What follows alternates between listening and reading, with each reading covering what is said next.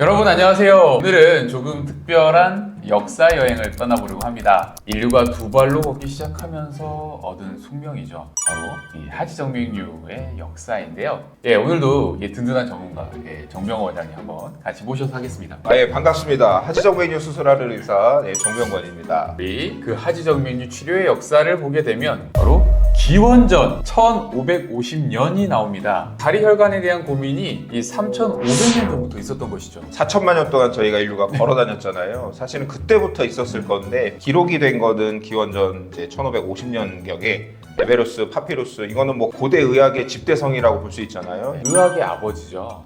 히포크라테스도 빠질 수가 없습니다. 이분은 뭐 빠지는 데가 없는 거 같아요. 어디든 안 빠져요. 이미 이분은 치료까지도 하셨고요. 이렇게 절개술을 해서 뽑아낸다든지 이런 치료까지도 하셨었고, 지금 저희가 하고 있는 이제 거상치료법이라든지 뭐 압박치료 이런 것도 권하기도 했었었고, 궤양이 하지정맥류 때문에 잘 생긴다, 이것까지 이미 간파하고 계셨던 그런 분입니다. 사실 지금 늘어난 혈관이 문제를 일으킨다라는 생각을 했던 거죠. 그러니까 압박도 해주고 올려주고 이랬던 것 같긴 한데, 늘어난 혈관이 문제가 된다라는 걸 사실 알고 치료를 했던 것 같습니다. 기원전 25년에는요 갈고리를 이용해서 정맥을 제거했다고 하네요. 저희가 지금 하고 있는 보행정맥 절제술의 이 원형이 되겠네요. 로마 시대에 이 수술을 했다는 기록이 있는데, 로마 시대 장군이 이 수술을 받다가 이거 아픈 것보다는 차라리 그냥 하지정맥류로 사는 게 낫겠다 해서 포기를 했었다고 그러더라고요. 아니 생각해보면 이게 이제 사실 근막을 건드리진 않지만 겉에 있는 늘어난 혈관들을 이렇게 제거하다 보면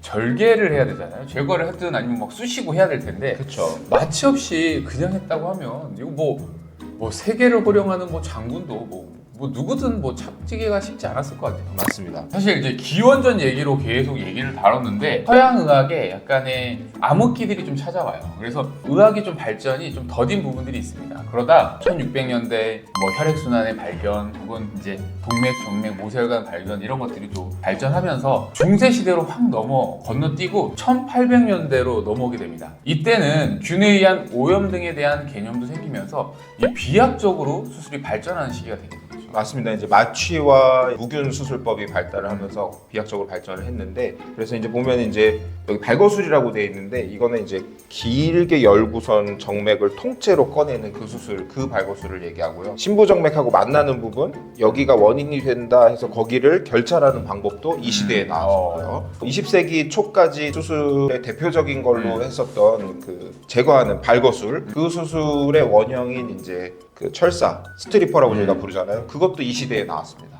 사실 이걸 좀 보게 되면 1세대라고 우리가 얘기했던 그런 발거술의 이 원형들이 1880년대, 그러니까 1900년대 초반대에 이렇게 나타나기 시작합니다. 1940년대로 한번 지나가 보도록 할게요. 여러분들은 잘 모르시겠지만 하지정맥류를 치료하는 사람들 입장에서 정말 중요한 역사적인 사건이 있었죠. 현대적인 경화제의 등장입니다.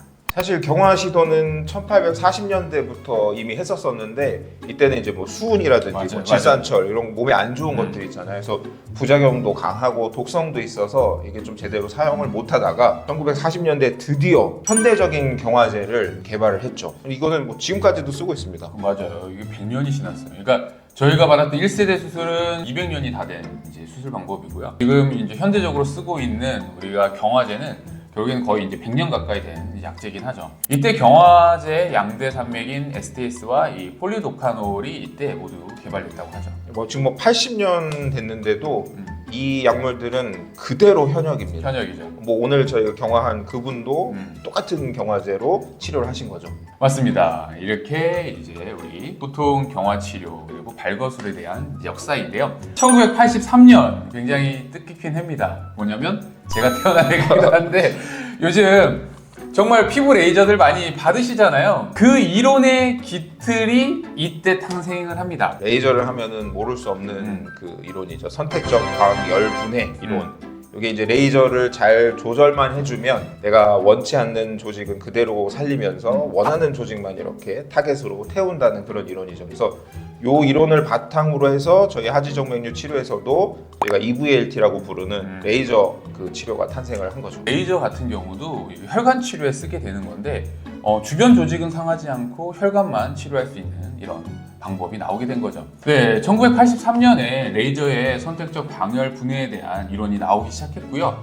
실제 혈관에 쓰이기 시작한 거는 1999년 비슷한 시기에 이 고주파 치료도 같이 나왔습니다. 그래서 이제 시작한 시기는 거의 비슷하고요. 국내에서 시작한 것도 2000년대 초반부터 저희가 시작했다 보통 알려져 있는데요. 이 세부 방식에는 좀 차이가 있긴 하지만 기본적으로 열을 가해서 혈관을 폐쇄시키는 방법이었죠. 이런 근데 열 치료들이 단점이 있습니다. 뭐냐 하면 열을 쓴다는 거죠. 그죠? 네, 열이 근데 너무 세다 보니까 잘못하면 뭐 저희가 전 처리를 한다고 하더라도 주변 조직이나 이제 신경 손상 우려가 있잖아요. 그래서 이제 그 열로부터 원래 저희가 주변 조직을 보호하기 위해서 특수 용액들을 사용을 하죠, 혈관 옆에. 근데 이제 그 용액도 부작용들이 좀 있을 수 있고 열 자체도 부작용이 있을 수 있어서 이 두 가지를 사용하지 않는 수술 방법들을 그 차세대로 개발을 했죠. 네, 그렇습니다. 그래서 이제 레이저 고주파를 그래서 열 치료, 2세대 치료라고 이렇게 말씀을 좀 드리는데요. 왜냐하면 3세대가 있으니까요. 이제 3세대로 넘어오게 됩니다. 뜨거운 열도 싫고 마취주사도 싫은 분들을 위한 이 기술이죠. 클라리베인 베나실의 등장입니다. 이 3세대의 수술을 NTNT라고 하잖아요. 네네. 뭐의 약자죠? 넌더멀 런투머센트. 네, 맞습니다. 그 먼저 상용화된 거는 사실 클라리베인이에요. 클라리베인은 네, 경화 치료제를 그대로 쓰기 때문에 얘가 먼저 좀 나올 수 있었는데 기존의 경화 치료는 이제 중간 사이즈, 작은 사이즈 혈관들을 타겟을 했다면 클라리베인이 나오면서는 와이어가 이제 회전하면서 혈관에 이제 물리적인 손상도 주고 경화 치료의 화학적인 손상도 동시에 주면서 조금 더 큰 혈관을 치료할 수 있는 방법이 나온 거죠. 다음으로는 이제 2015년에 이 베나실이 드디어 발표가 됩니다.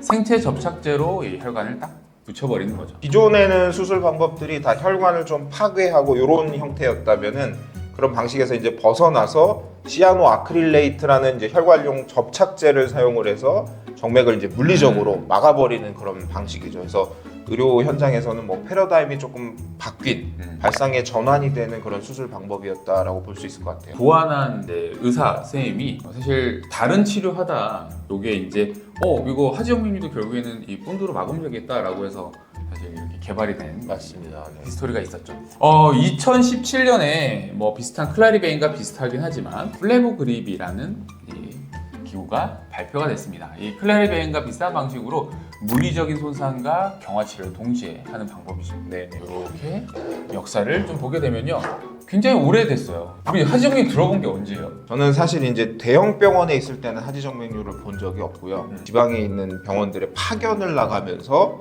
거기서 이제 처음 하지정맥류 수술하는 것도 보고 그랬던 것 같아요. 그렇잖아요. 저희도 이게 지켜보면 실제 주변에 하지영민 환자가 이렇게 많은 줄을 모르고 살았던 사람인 것 같아요. 어머님, 아버님, 그리고 뭐 주변 사람들도 혈관이 튀어나온 사람들 가끔은 봤잖아요. 저는 사실 여름만 되면 힘들어요. 다리만 보여요. 제가 변태라 그런 게 아니고. 그죠. 그러니까 이 역사에 대해서 실적으로 저희가 이제 치료를 하지 않으면 우리 예전에 10년 전에 하지영민 치료가 솔직히 말해 언제부터 시작한 줄 알았어요? 파견 갔을 때 이렇게 쭉 당기는 스트리퍼, 거, 네, 스트리퍼 네, 그거를 봤거든요. 저는 실제로. 그거 보면서 와 이거 되게 오래된 수술 방식이라 몇백 년 됐는 줄 알았어요, 진짜. 그죠. 치료 역사를 보게 되면 거의 지금 3,000년이 넘어가는 역사를 가지고 있습니다. 사실 이게 기록이 이때 돼서 그렇지 그렇죠. 제가 봤을 때는 그 전부터 치료를 아마 어떤 방법으로든 하려고 했을 것 같아요.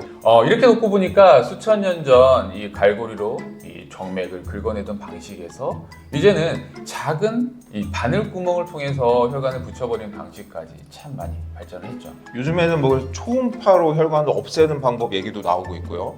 울세라 그런 비슷한 맞아요. 울세랑 방식. 비슷한 거리죠. 네. 그래서 어떻게 앞으로 발전할지 좀 기대가 됩니다. 네, 제가 생각하기에는 인류는 하지정맥류와 같이 이렇게 진화를 하고 살아왔지 않았을까 하는 생각이 듭니다. 네, 오늘은 이 하지정맥류 치료의 역사라는 큰 주제를 한번 다뤄봤는데요.